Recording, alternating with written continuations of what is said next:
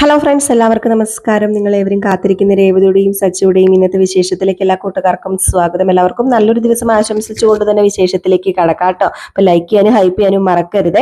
അങ്ങനെ തുടങ്ങുമ്പോൾ തന്നെ കാണിക്കുന്നത് നമ്മുടെ രേവതി കിച്ചണിലാണ്. അപ്പൊ സച്ചി വരികയാണ്. അപ്പൊ സച്ചി വന്നപ്പോ ഇതെന്താ പെട്ടെന്ന് വന്നത്, അവര് യാത്ര ക്യാൻസൽ ചെയ്തോ? അവരവരുടെ പ്ലാൻ മാറ്റിന്ന്, വീട്ടില് വൈകുന്നേരം പോയാൽ മതിന്ന്. ഞാൻ അവരെ റൂമിൽ കൊണ്ടുവിട്ടിട്ട് വന്നു. അല്ല, പാർലറേട്ടത്തി എവിടെ? സച്ചേട്ടാ, സത്യം പറ, നിങ്ങള് എന്നോട് കള്ളം പറഞ്ഞതല്ലേ? എന്ത് കള്ളം പറഞ്ഞെന്ന് എനിക്ക് മനസ്സിലാവുന്നില്ല. പാർലർ ഏട്ടത്തിനെ നിർത്തി പൊരിക്കാനായിട്ട് ട്രിപ്പ് വേറൊരാളെ ഏൽപ്പിച്ചിട്ട് സച്ചേട്ടൻ ഇങ്ങോട്ട് പോകുന്നതല്ലേ? ഓ, ഞാൻ കള്ളം പറഞ്ഞൊന്നും അല്ല രേവതി. ഞാൻ എന്തിനാ കള്ളം പറയുന്നത്? എന്തായാലും തൽക്കാലത്തേക്ക് ട്രിപ്പ് ക്യാൻസൽ ആയത് നന്നായി. ഞാൻ അവളെ നിർത്തി പൊരിക്കുക തന്നെ ചെയ്യും. അവളിങ്ങ് വരട്ടെ. എനിക്കറിയാം സച്ചേട്ടന്റെ പ്ലാനും പദ്ധതിയൊക്കെ എന്താണെന്ന്. എനിക്കും ഉണ്ട് രേവതി കുറച്ച് പ്ലാനും പദ്ധതിയൊക്കെ എന്നൊക്കെ ഇങ്ങനെ പറഞ്ഞിങ്ങനെ ആലോചിച്ച് ഇങ്ങനെ നിൽക്കാണ് കേട്ടോ. കിട്ടിയ അവസരമല്ലേ, മുതലെടുക്കണമല്ലോ നമ്മുടെ സച്ചിക്ക്. ഏതായാലും ഈ സീൻ കഴിഞ്ഞ് പിന്നെ കാണിക്കുന്ന സീൻ എന്ന് പറഞ്ഞാല് നമ്മുടെ സുതിയാണ് കേട്ടോ. അപ്പൊ സുതി അങ്ങോട്ടും ഇങ്ങോട്ടൊക്കെ തേരെ ഇങ്ങനെ നടക്കുക. പല്ലുവേദനയായിട്ട് ഹോസ്പിറ്റലിൽ പോയെങ്കിൽ എന്നെ വിളിച്ച് പറഞ്ഞാൽ പോരായിരുന്നോ? ഇതൊരു പല്ലുവേദനയല്ലായിരുന്നോ? അപ്പം ഞാൻ പൊക്കോളൂല്ലേ? അയ്യോ, ഇത് വെറും പല്ലുവേദനയല്ലേ, വർഷം കൂടെ പോയിട്ടുണ്ടല്ലോ, പിന്നെ എന്താ? അത് പിന്നെ ഏത് ഹോസ്പിറ്റലിലേക്കാ പോയത്? അതൊന്നും എനിക്ക് അറിയത്തില്ല. ശ്രീകാന്ത് പറഞ്ഞിട്ട്. അപ്പൊ ശ്രീകാന്താണ് അവിടെ ഇരിക്കുന്നത്. ശ്രീകാന്തിനോടാണ് നമ്മുടെ സുധി ഇതൊക്കെ ചോദിക്കുന്നത്. ഏതായാലും ഈ സമയത്ത് മുറ്റത്തൊരു ഓട്ടോ വന്ന് നിന്നു. വേറെ ആരുമല്ല, നമ്മുടെ ശ്രുതി തന്നെയാണ്. അപ്പൊ ശ്രുതി വീണ്ടും ഇങ്ങനെ മുഖത്ത് കൈയൊക്കെ വെച്ചാ വരുന്നത്. ശ്രുതിക്ക് ഭയങ്കര ടെൻഷൻ കേട്ടോ.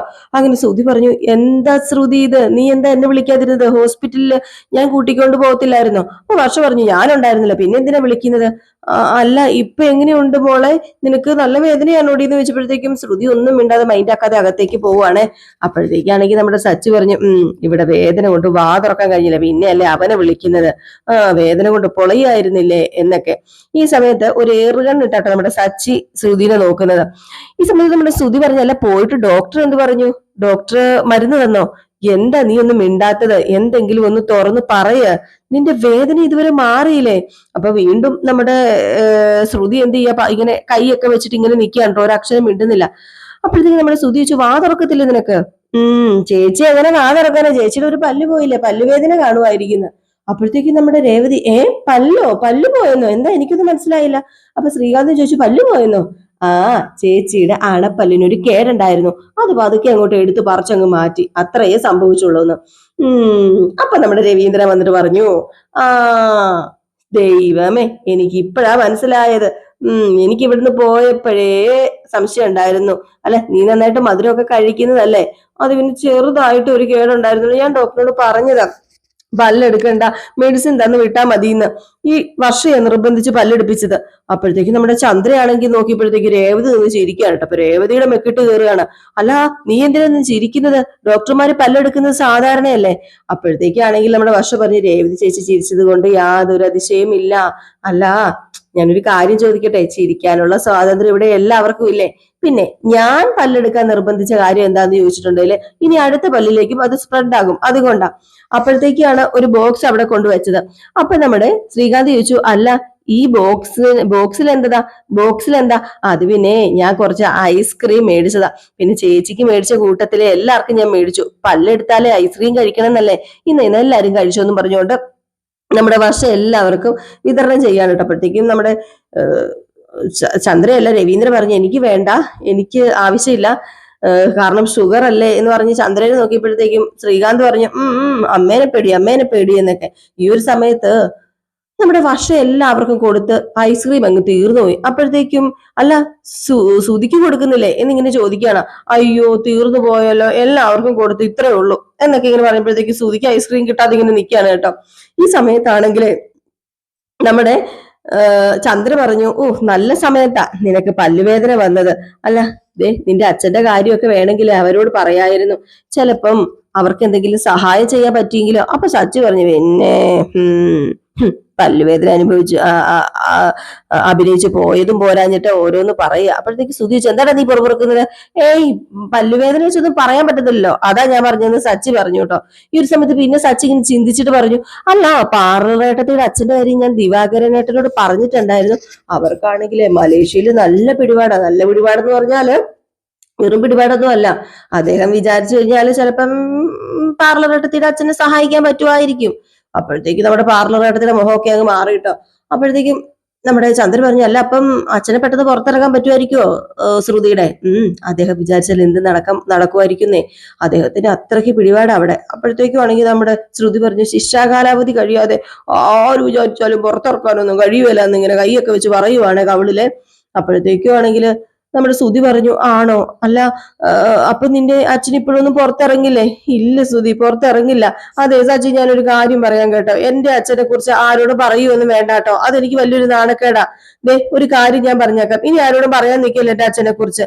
അതെ, എനിക്ക് സംസാരിക്കാൻ വയ്യ, നല്ല വേദനയുണ്ട്, ഞാൻ പോയി റെസ്റ്റ് എടുക്കട്ടെ എന്ന് പറഞ്ഞുകൊണ്ട് നേരെ നമ്മുടെ ശ്രുതി റെസ്റ്റ് എടുക്കാനായിട്ട് പോയി കേട്ടോ. ഈ സമയത്താണെങ്കിൽ നമ്മുടെ രേവതി സച്ചി പരസ്പരം ഒരു നോട്ടമൊക്കെ നോക്കി ഒരു ചെറിയ ചിരിയൊക്കെ പാസ്സാക്കിയിട്ട് ഇങ്ങനെ നിൽക്കുകയാണ്. കള്ളത്തരത്തിന്റെ കള്ളത്തരം എന്ന് പറഞ്ഞാൽ ഇതാണ് കള്ളത്തരം. ഈ സമയത്ത് നമ്മുടെ സച്ചിയോട് ചന്ദ്ര പറയോ, അല്ല അവരോടൊന്ന് സംസാരിച്ചു നോക്കിയാൽ എന്താ തെറ്റ്? അവൾ എന്തിനാ വേണ്ടാന്ന് പറയുന്നത്? അപ്പൊ വർഷം പറഞ്ഞു, അതാ ഞാനും ആലോചിക്കുന്നത്, എന്തിനായിരിക്കും വേണ്ടാന്ന് പറഞ്ഞത്? അല്ല ഇനി അയാള് ചേച്ചിയുടെ ഒറിജിനൽ അച്ഛൻ തന്നെയാണോ? എനിക്കൊരു ഡൗട്ട്. അപ്പോഴത്തേക്കും നമ്മുടെ ചന്ദ്രയാണെങ്കിൽ നീ എന്താടി പറയുന്നത്? അപ്പൊ സുധിയും പറഞ്ഞു, നീ വേണ്ടാതെ പറയില്ല കേട്ടോ വർഷ എന്ന് പറഞ്ഞപ്പോഴത്തേക്കും എനിക്കൊരു ഡൗട്ട് തോന്നി, അതുകൊണ്ട് ഞാൻ പറഞ്ഞതേ ഉള്ളൂ, അല്ലെങ്കിൽ പിന്നെ. അപ്പോഴത്തേക്കും നമ്മുടെ രേവതി വർഷ ഇങ്ങ് വരാൻ പറഞ്ഞ് നമ്മുടെ രേവതി വർഷനെ മാറ്റിക്കൊണ്ട് പോവാണ് കേട്ടോ. പിന്നെ അവിടെ സുധിയും നമ്മുടെ ചന്ദ്രയും മാത്രമേ ഉള്ളൂ. അപ്പം ചന്ദ്ര ചോദിച്ചു, അല്ല അവളുടെ അച്ഛനും അവളും തമ്മിൽ എന്തെങ്കിലും പ്രശ്നമുണ്ടോ? പ്രശ്നമൊന്നും ഉണ്ടായിട്ട് എനിക്ക് തോന്നുന്നില്ല, എനിക്ക് അതിനെ കുറിച്ച് അറിയത്തില്ല എന്ന് പറഞ്ഞപ്പോ, എന്തോ പ്രശ്നമുണ്ടെന്ന് എനിക്ക് തോന്നുന്നുണ്ടല്ലോ സുധി, ഒരു എത്തും പിടിയും കിട്ടുന്നില്ലല്ലോ എന്ന്. ഈ സമയത്ത് പിന്നെ കാണിക്കുന്നത് നമ്മുടെ സച്ചിനെ രേവതിനെയും വർഷേനെയാണ്. അങ്ങനെ വർഷ ചോദിച്ചു, എന്തിനാ എന്നോട് വരാൻ പറഞ്ഞത്? അത് പിന്നെ ശ്രുതി അഭിനയിക്കുകയായിരുന്നില്ലേ, അവക്ക് ശരിക്കും പല്ലുവേദന ഉണ്ടായിരുന്നോ? ഞാൻ നോക്കിയപ്പം ചേച്ചിയുടെ പല്ലിന് വലിയ കേടൊന്നും ഇല്ലായിരുന്നു, പിന്നെ അഭിനയിക്കുകയാണോന്ന് എനിക്ക് സംശയമൊക്കെ തോന്നിയിരുന്നു. എനിക്കും സംശയം തോന്നിയിരുന്നു. അല്ല പല്ലെടുക്കാൻ വേണ്ടി പിന്നെ എന്തിനാ നീ നിർബന്ധിച്ചത്? അത് എന്റെ ഒരു ചെറിയ തമാശയല്ലായിരുന്നോ? അല്ല ഇവിടെ നിന്ന് പോകുമ്പോ അവൾക്ക് വേദന ഉണ്ടായിരുന്നില്ലല്ലോ, പക്ഷേ ഇപ്പം വന്നപ്പോഴാ വേദനയുള്ളത്. ഇതിലെന്തോ ഉണ്ടെന്ന് രേവതി. അപ്പോഴത്തേക്ക് സച്ചു പറഞ്ഞു, ഒരു കുഴപ്പമില്ലാത്ത ആ പല്ല് ഡോക്ടർ എന്തിനായിരിക്കും എടുത്തത്? ഡോക്ടർക്ക് കാശ് കിട്ടൂലോ, അതുകൊണ്ടായിരിക്കും. അത് ശരിയാ വർഷ പറഞ്ഞത്, കള്ളം പറഞ്ഞതിന് കിട്ടിയ ശിക്ഷയായിരിക്കും. ഏതായാലും അവളുടെ ഒരു പല്ല് പോയി കിട്ടിയില്ലോ. അല്ല എന്തിനാ ശ്രുതി ചേച്ചി ഇങ്ങനെ ആക്ട് ചെയ്യുന്നത്? എനിക്ക് എത്ര ആലോചിച്ച് പിടികിട്ടുന്നില്ല രേവതി ചേച്ചി. സച്ചി പറഞ്ഞു, എന്തിനാണെന്ന് എല്ലാവർക്കും കുറച്ച് കഴിയുമ്പോഴത്തേക്കും മനസ്സിലായി. നമ്മുടെ സച്ചി ഇങ്ങനെ നിൽക്കുകയാണ്. അപ്പൊ വർഷ പോയി കേട്ടോ. അപ്പൊ നമ്മുടെ രേവതി പറഞ്ഞു, അല്ല സച്ചി ഏട്ടാ, ഈ മലേഷ്യയും കോടീശ്വരനായ അച്ഛനൊക്കെ ഒരു കെട്ടുകഥ തന്നെയല്ലേ നമ്മൾ കരുതുന്നത് പോലെ? ഉറപ്പല്ലേ? ആ കെട്ടുകഥ പൊളിയാതിരിക്കാൻ വേണ്ടിയാ നമ്മുടെ പാറലേട്ടത്തെ ഇങ്ങനെയൊക്കെ അഭിനയിച്ചത്. അല്ല സ്വന്തം അച്ഛനെ ജയിലിൽ നിന്ന് മോചിപ്പിക്കാൻ വേണ്ടി സഹായിക്കാന്ന് പറയുമ്പം ആരെങ്കിലും വേണ്ടെന്ന് പറയുമോ? ഒരിക്കലും ഇല്ല. നമ്മൾ വേണ്ടെന്ന് പറയുമോ? ആരും അങ്ങനെ വേണ്ടെന്ന് പറയില്ല രേവതി. അല്ല അച്ഛനെ കുറിച്ച് ഇവള് കള്ളം പറയാന്ന് പറഞ്ഞാൽ ആരും വിശ്വസിക്കത്തില്ല. അപ്പൊ നമുക്ക് കുറ്റമാകും നമ്മൾ പറഞ്ഞു കഴിഞ്ഞിട്ടുണ്ടെങ്കിൽ. എല്ലാവരെയും വിശ്വസിപ്പിക്കണമെങ്കിൽ തെളിവ് വേണം സച്ചേത്ത, നല്ല ഒന്നാം തരം നല്ല തെളിവ് വേണം. ഇനി അടങ്ങിയിരുന്ന ശരിയാവില്ല രേവതി, നീ പറഞ്ഞതുപോലെ തെളിവ് വേണം. അവള് പറയുന്നതെല്ലാം കള്ളക്കഥയാണെന്ന് തെളിയിക്കണം. അതിനെക്കുറിച്ചുള്ള അന്വേഷണം ഇപ്പൊ തന്നെ തുടങ്ങണം. അല്ല എവിടുന്ന് സച്ചേട്ട തുടങ്ങുന്നത് അവളെ കുറിച്ചുള്ള അന്വേഷണം? ഒരു എത്തും പിടിയും കിട്ടുന്നില്ലല്ലോ എനിക്ക്. ഞാന് മറിഞ്ഞും തിരിഞ്ഞും ഒക്കെ ആലോചിച്ചു. ഭാമയാന്റി എന്ന് സച്ചിയും പറഞ്ഞു, രേവതി ഒരുമിച്ച് പറഞ്ഞു കേട്ടോ. ഭാമയാന്റി. അതേ രേവതി, ഭാമയാന്റി ആണല്ലോ പാറലടത്തി മരുമകളായിട്ട് ഈ വീട്ടിലെത്താൻ കാരണക്കാരി. അപ്പം അവരിന്ന് തന്നെ നമുക്ക് തുടങ്ങാം. അവരോട് കുറച്ച് കാര്യങ്ങളൊക്കെ നമുക്ക് ചോദിച്ചങ്ങ് മനസ്സിലാക്കാന്ന് പറഞ്ഞ് ഇങ്ങനെ രണ്ടുപേരും കുറച്ച് പ്ലാനും പദ്ധതിയൊക്കെ തയ്യാറാണ് കേട്ടോ. രേവതി നമ്മുടെ സച്ചിയും കൂടെ എങ്ങനെയെങ്കിലും ശ്രുതിയുടെ കള്ളത്തരം ഒന്ന് പുറത്തു കൊണ്ടുവന്നേ പറ്റൂ. അങ്ങനെ ഭാമേനെ കാണാനായിട്ട് നേരെ നമ്മുടെ രേവതി സച്ചിയും കൂടെ ചെന്നു കേട്ടോ. ഭാമയാണെങ്കിൽ ഇവരെ കണ്ടത് ഭയങ്കര സന്തോഷം. അങ്ങനെ നമ്മുടെ രേവതി പറഞ്ഞു, ആന്റിനെ ഇപ്പൊ വീട്ടിലേക്കൊന്നും കാണാനില്ലല്ലോ, അതിന് ചന്ദ്ര ഇപ്പൊ ദിവസം ഇങ്ങോട്ടേക്ക് വരുന്നുണ്ട്, അപ്പൊ പിന്നെ അവിടെ അങ്ങോട്ടേക്ക് വരേണ്ട ആവശ്യമില്ലല്ലോ. അപ്പൊ ഞങ്ങളെയൊന്നും ആന്റിക്ക് കാണണ്ടാന്നല്ലേ എന്നൊക്കെ ഇങ്ങനെ സച്ചി. അപ്പൊ പറഞ്ഞു, അയ്യോ നിങ്ങളെയും കാണണം, ഇപ്പൊ നിങ്ങള് ഇങ്ങോട്ടേക്ക് വന്നല്ലോ, സന്തോഷമായി, ഒരുപാട് സന്തോഷമായി, ഞാൻ കുടിക്കാൻ എന്തെങ്കിലും എടുക്കാം. അയ്യോ ഒന്നും വേണ്ട, ഒന്നും വേണ്ട, അല്ല, നിങ്ങള് എന്താ ഇപ്പൊ ഇങ്ങോട്ടേക്ക് വന്നത്, സർപ്രൈസ് ആയിട്ട് വന്നത്? നിങ്ങൾ അങ്ങനെ വരാറില്ലല്ലോ. അത് പിന്നെ ഒന്നുമില്ല ആന്റി, ആന്റീനെ കാണണമെന്നൊന്ന് തോന്നി. ഒത്തിരി നാളായില്ല ആന്റീനെ കണ്ടിട്ട്, അപ്പൊ ഒന്ന് കണ്ടിട്ട് വരാന്ന് രേവതിയും പറഞ്ഞു. അപ്പൊ ഞാനും ഓക്കെ വെച്ചു. അങ്ങനെയാണ് ഞങ്ങൾ ഇങ്ങോട്ടേക്ക് വന്നത്. അപ്പോഴത്തേക്കും കൊണ്ടുവന്ന കുറച്ച് എന്തോ സ്വീറ്റ്സ് ഒക്കെ ഇങ്ങനെ നമ്മുടെ രേവതി എടുത്ത് കൊടുക്കാണ് കേട്ടോ. ഇന്ന കഴിക്ക്, സച്ചേട്ടൻ കോഴിക്കോട് പോയപ്പോ കൊണ്ടുവന്ന കോഴിക്കോട് ഹലുവയാണ്. അപ്പോഴത്തേക്കാണെങ്കിൽ ആണോ, അടിപൊളിയാണല്ലോ, എനിക്ക് ഭയങ്കര ഇഷ്ടമാ. പിന്നെ വേറൊക്കെ എന്തുണ്ട് വിശേഷം, സുഖമായിട്ടിരിക്കുന്നോ സച്ചി രേവതിയൊക്കെ എന്ന് പറഞ്ഞപ്പോഴത്തേക്ക് സച്ചി രേവതി, ഞങ്ങൾക്ക് സുഖം തന്നെ, സുഖമായിട്ടിരിക്കുന്നു. അല്ല ആന്റിയുടെ കെയർ ഓഫിൽ നല്ല പെണ്ണുണ്ടോ? എന്റെ ഒരു ഫ്രണ്ടിനെ ആലോചിക്കാൻ വേണ്ടിയിട്ടാ. ഓഹോ, അപ്പൊ ഇത് ചോദിക്കാൻ വേണ്ടിയിട്ടല്ലേ ഇങ്ങോട്ടേക്ക് വന്നത്? ഞാൻ എന്താ സച്ചി വല്ല ബ്രോക്കറും മറ്റുമാണോ? ഏയ്, എന്താ ആന്റി ഇങ്ങനെ പറയുന്നത്? ആന്റിക്ക് നല്ല കുറെ ഫാമിലി ആയിട്ട് ബന്ധമുണ്ടല്ലോ, അതെനിക്കറിയാം.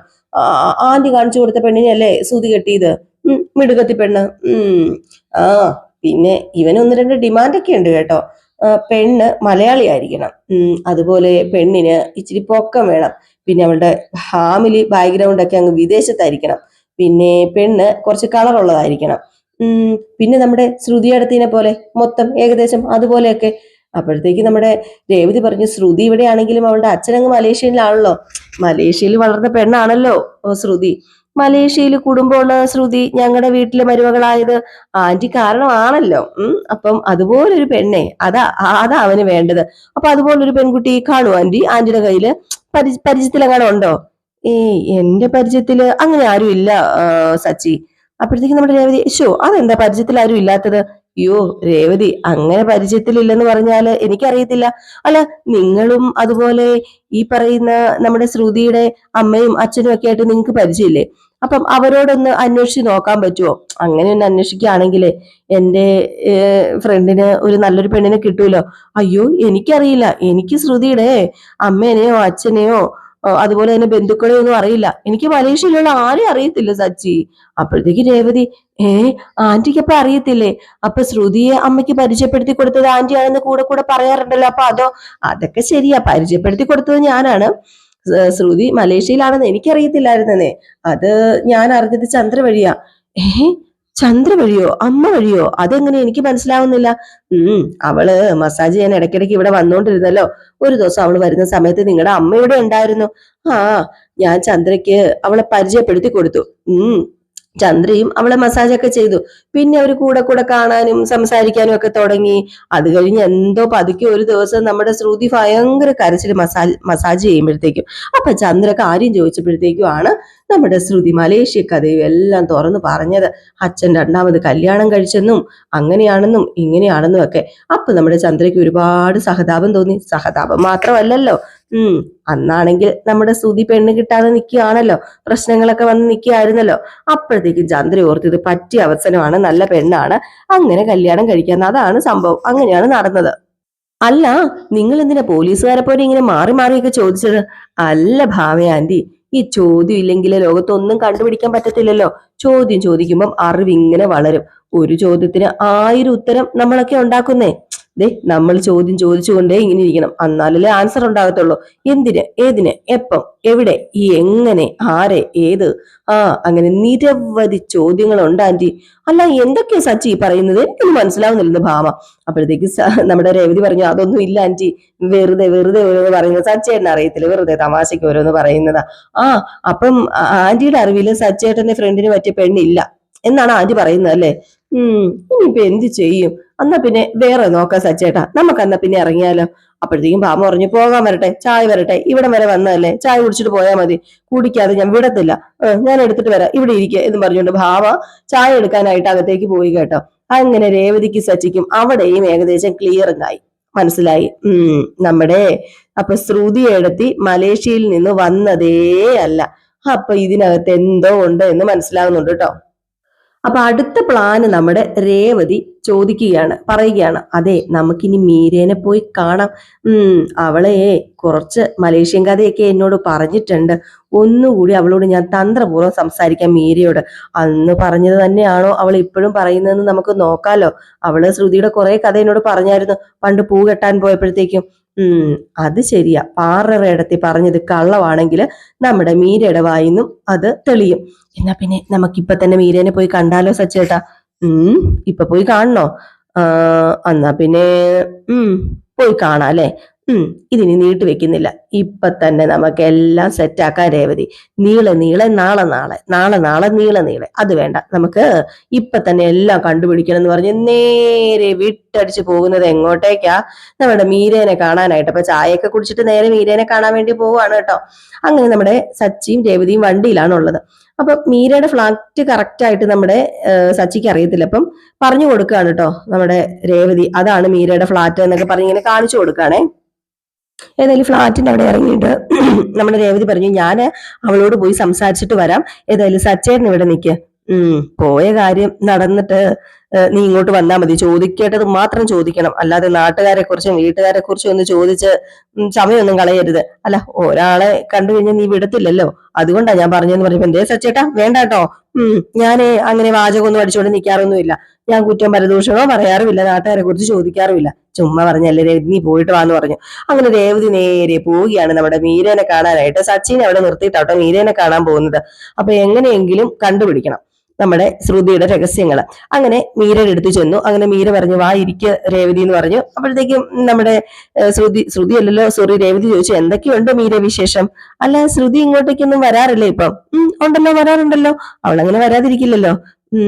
പാവം, 30 ലക്ഷം രൂപ പോയതിന്റെ വിഷമത്തിലാ, എന്ത് ചെയ്യാനാ? അവക്കതൊന്നും ഒരു വിഷയമല്ലെന്നേ. ഇങ്ങനെ എത്ര ക്യാഷ് പോയിട്ടുണ്ട്, ക്യാഷ് പോയി എന്ന് പറഞ്ഞ് അവള് കരഞ്ഞ് വീട്ടിലൊന്നും ഇരിക്കത്തുമില്ല. അവളുടെ മനസ്സ് അങ്ങനെയാ, എന്തിനും നേരിടും. ധൈര്യശാലി അവള്, ധൈര്യശാലി. ആണോ? അല്ല, ചെറുപ്പം മുതലേ ഇങ്ങനെ തന്നെയാണോ ആള്? ആയിരിക്കും, എനിക്കറിയത്തില്ല. ചെറുപ്പത്തിൽ അവൾ എങ്ങനെയാണെന്ന് ഞാൻ എങ്ങനെ അറിയാനാ? ഞാൻ അവളെ കോളേജിൽ വെച്ചല്ലേ ആദ്യമായിട്ട് കാണുന്നതും പരിചയപ്പെടുന്നതും ഒക്കെ. അപ്പോഴത്തേക്കും തന്നെ ആദ്യത്തെ കള്ളം പൊളിഞ്ഞു കേട്ടോ. നമ്മുടെ രേവതി മൂളുക. പക്ഷേ പണ്ട് ഇങ്ങനെ അല്ലായിരുന്നു നമ്മുടെ മീര പറഞ്ഞത് അവര് ചെറുപ്പം മുതലേ ഫ്രണ്ട്സ് ആണെന്നും കളിക്കൂട്ടുകാരികളാണെന്നും ഇവരെ ഇടയ്ക്ക് മലേഷ്യയിലേക്ക് അങ്ങോട്ടും ഇങ്ങോട്ടും പോകാറുണ്ടെന്നും വെക്കേഷൻ അവർ ഇങ്ങോട്ട് വരാറുണ്ടെന്നും ഒക്കെ ആയിരുന്നു. അപ്പൊ ഏതായാലും അവിടുത്തെ കള്ളം പൊളിഞ്ഞ് അത് കേട്ട ഉടനെ തന്നെ നമ്മുടെ രേവതിക്ക് കാര്യങ്ങൾ പിടികിട്ടി കേട്ടോ. ഈ ഒരു സ്ഥലത്ത് രേവതി അനങ്ങാനും മിണ്ടാനും ഒന്നും പോയില്ല, പറഞ്ഞിട്ട് കാര്യമില്ലല്ലോ. ഏതായാലും പിന്നെ നമ്മുടെ രേവതി പറഞ്ഞല്ല, ശ്രുതി ഇവിടുത്തെ കോളേജിലാണോ പഠിച്ചത്? അല്ലല്ല, മലേഷ്യയിലെ കോളേജിലാ. 1 കൊല്ലത്തോളം ഇവിടുത്തെ കോളേജിൽ ഉണ്ടായിരുന്നു. എന്റെ ഒരു ഫ്രണ്ടിന്റെ ഫ്രണ്ട് അവള്. അങ്ങനെയാ ഞാൻ അവളെ പരിചയപ്പെടുന്നത്. അങ്ങനെയാണല്ലേ. അല്ല, മീരയുടെ അച്ഛനും ശ്രുതിയുടെ അച്ഛനും ഫ്രണ്ട്സ് അല്ലേ? ഞാൻ എപ്പോഴാ അങ്ങനെ പറഞ്ഞത്? ഞങ്ങളുടെ അച്ഛൻ അങ്ങോട്ടും ഇങ്ങോട്ടും ഫ്രണ്ട്സ് ഒന്നും അല്ല. അവര് ഫ്രണ്ട്സ് ആണ്, പക്ഷെ അത്രയ്ക്ക് ക്ലോസ് ഒന്നും അല്ല, അതാ ഞാൻ ഉദ്ദേശിച്ചതെന്ന് പറഞ്ഞു. അപ്പൊ അടുത്ത കള്ളവും പൊളിഞ്ഞു കേട്ടോ. കാരണം അടുത്ത കള്ളം എന്ന് പറയുന്നത് ഇവർ രണ്ടും ഒരു ഭയങ്കര ഫ്രണ്ട്സ് ആയിരുന്നു. അതായത് നമ്മുടെ മീരയുടെ അച്ഛനും ശ്രുതിയുടെ അച്ഛനും ഭയങ്കര ഫ്രണ്ട്സ് ആയിരുന്നു എന്നായിരുന്നു പറഞ്ഞത്. അപ്പൊ ആ കള്ളവും പൊളിഞ്ഞു. അപ്പൊ നമ്മുടെ രേവതി ചോദിച്ചു, അല്ല, മലേഷ്യയിലായിരുന്നു മീരയുടെ അച്ഛൻ മലേഷ്യയിലാണോ എന്ന് ചോദിച്ചു കഴിഞ്ഞപ്പോഴത്തേക്ക് വീണ്ടും നമ്മുടെ മീര തപ്പിയും തടഞ്ഞും ഒക്കെയാണ് കേട്ടോ എന്തൊക്കെയോ പറയുന്നത്. ഏതായാലും ഇതിൽ നിന്ന് കള്ളത്തരങ്ങളെല്ലാം പൊളിയുകയാണ്. പക്ഷെ തെളിവ് ഇതുവരെ കൈ കിട്ടിയിട്ടില്ല. കള്ളത്തരം ഏകദേശം പൊളിഞ്ഞിട്ടുണ്ട്. നമ്മുടെ ശ്രുതി മലേഷ്യക്കാരിയല്ല, ഇതൊക്കെ കള്ളം തന്നെയാണെന്ന് നമ്മുടെ രേവതിക്ക് മനസ്സിലായിട്ടുണ്ട്. അപ്പൊ രേവതി അവിടെ ചെന്ന് കാര്യങ്ങളൊക്കെ അന്വേഷിച്ച് തിരിച്ചു വരികയാണ്. അപ്പൊ സച്ചി ചോദിക്കുന്നുണ്ട് എന്തായി കാര്യങ്ങളൊക്കെ എന്ന്. അപ്പൊ സച്ചിയോട് കാര്യങ്ങളൊക്കെ രേവതി പറയുകയാണ്, ഞാൻ പഴയ കേട്ട കഥയൊന്നും അല്ല, മീര വീണ്ടും ഒരു പുതിയ കഥ ഉണ്ടാക്കിയാണ് പറയുന്നത്. അപ്പൊ ആദ്യത്തെ കഥയും ഈ കഥയും തമ്മിൽ ഒരുപാട് വ്യത്യാസമുണ്ട് സച്ചേട്ട. അപ്പൊ ഉറപ്പായിട്ട് നമ്മൾ ഉദ്ദേശിക്കുന്നതാണ് ശരിയെന്ന്. ഏതായാലും കാത്തിരുന്ന് തന്നെ കാണാം. ഈ ഒരു സീനൊക്കെ കാണിച്ചിട്ടോ ഇന്നത്തെ വിശേഷം അവസാനിക്കുന്നത്. ലൈക്ക് ചെയ്യാനും ഹൈപ്പ് ചെയ്യാനും മറക്കരുതേ.